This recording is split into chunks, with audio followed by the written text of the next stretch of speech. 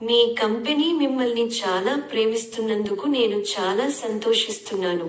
అయితే నేను మిమ్మల్ని ఒక ప్రశ్న అడుగుతాను, మీరు మీ కంపెనీని వివాహం చేసుకున్నారా?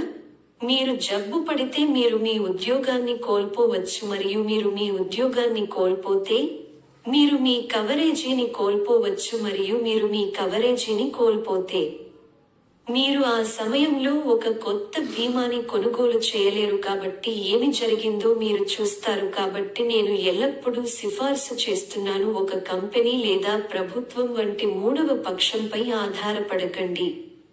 మీరు స్వీయ రక్షణ పొందాలి. కాబట్టి మీ కంపెనీ ఏమి చేసినా అది మీ ప్రాథమిక కవరేజీ కాదు.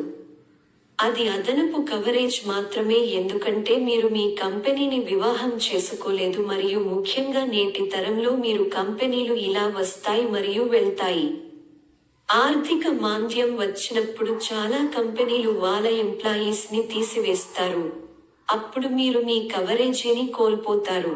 కాబట్టి మీ ప్రాథమిక కవరేజీ మీ వ్యక్తిగత కవరేజీ అని నిర్ధారించుకోండి. కవరేజ్. నేడే మీరు స్క్రీన్ మీద ఉన్న వాట్సాప్ నెంబర్కి సంప్రదించి మీ వ్యక్తిగత, ప్రాథమిక కవరేజీని పొందండి.